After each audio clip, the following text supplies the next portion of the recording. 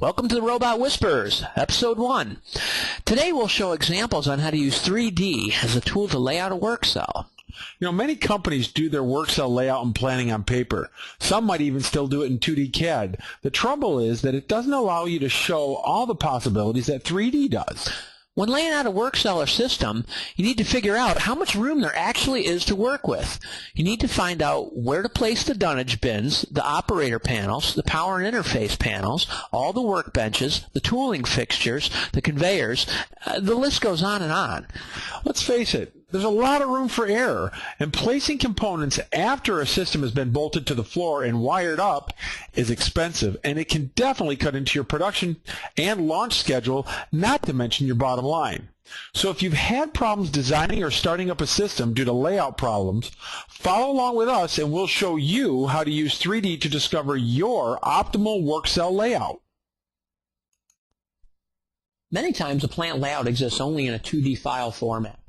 We'll begin by importing this 2D layout. Since Delmia has multi-CAD capability, you can import almost any CAD file format and use it for a layout or a work cell component. And because the software is based on the same architecture as CATIA, you can also use the layout that has been sketched in CATIA. Once you have your layout imported, you can draw boundary lines to define your area of interest. Then you can begin placing your 3D components.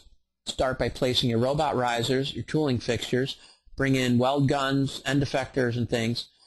The robot that you'll place is supplied inside the Delmia V5 product inside V5 libraries. And the catalog system in V5 makes it easy to find exactly what you're looking for. Now let's review some of the key points Tony just discussed. First, Delmia is compatible with any 3D CAD system on the market today, and Delmia's 3D visualization allows you to communicate effectively across engineering disciplines and across global enterprise. Also, early layout design iteration and validation reduces the need for on-the-fly design changes, having a positive effect on your bottom line. Now let's take a look at how you can design more quickly using Delmia robot libraries.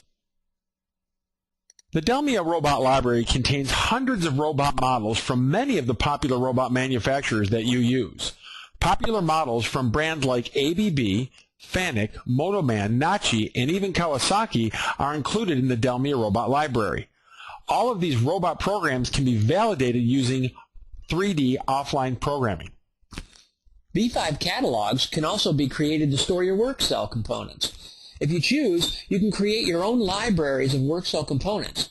You can create libraries for weld guns or fencing, tables, chairs, etc. Anything that's used in your system over and over again. Catalog components can easily be searched according to the properties that the user adds to them. Properties of objects in a catalog can be virtually anything. Properties like the name, the model number, the payload, its application, left-handed, right-handed, supplier, or weight, for example. The visual file interface allows you to visually browse catalog items to simplify your search. You can filter your catalog search to find specific items easily. So Tony, what if the company uses more than one robot brand in their production processes? Well, if they use more than one brand of robot in their process, then they can easily import each model that they're using from the catalog and then simulate it side by side with any other robot brand they use. As you can see here, you can insert a Fanuc into a work cell and then put an ABB in right next to it and then start simulating it all in the same work cell. Thanks, Tony. I'm certain everyone can see the value of simulating multiple robot brands in a work cell. So whether you use one or multiple different robot vendors, Delmia enables you to use them side by side in any production scenario. You can also create your own catalogs of fencing, weld guns, fixtures, or any other specific components for use in future work cell designs. Also, the Delmia robot libraries contain practically any robot that you might use in your manufacturing process. Now let's take a look at some other benefits of using simulation. Once you have your layout and your components placed, you can interactively study the relationship between these objects. For example, you can jog the robot joints and then see the distances between the robot and its surrounding environment. You can measure distances between the robot and the fence line, the robot and the robot next to it, Or if there happens to be a column that's too close to the robot, you can plan for the column in the work cell by creating and placing safety mats in the work cell. Safety mats typically do not get planned until after the cell is built, and many times the plan is incomplete. This is a very early stage to plan for this, but after the cell is built is the wrong time to be ordering safety mats. Yeah, that's right. In order to properly plan for safety mats, you need to plan for the mats themselves. You have to get the right sizes of the mats. You have to plan for the cables that run up to the fence line to the power panel. You need to plan for the relays being wired in the power panel, make sure they're wired into the robot interlocks, and also accommodate the relays in the PLC program as well. And I don't know about you, Tony, but I would rather plan for this ahead of time. Yeah, me too, Mike. So now I'm sure you can see the value of 3D simulation when objects have the ability to interact in a work cell. You can also plan multiple layouts of a work cell to find the most optimal configuration. Okay, Tony, what's next?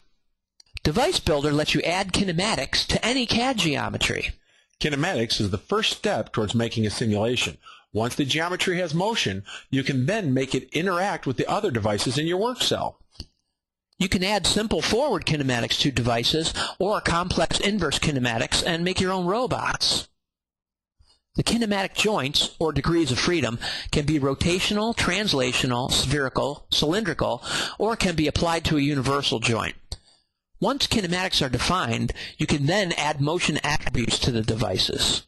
Motion attributes embed the motion characteristics of the device so that its behavior is correct every time it is simulated.